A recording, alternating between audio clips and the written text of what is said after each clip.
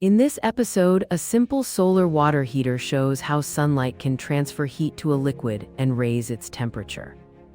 Fill a clear bottle with water, wrap it in black paint, leave under sun, and compare its temperature to a white bottle. This demonstrates heat absorption, thermal conduction, and the role of color in absorbing sunlight. As curiosity grows, viewers can try different colors, bottle sizes, and distances from the sun to see which heats fastest. Remember safety and ask an adult to supervise while exploring light and heat in a simple, hands-on way.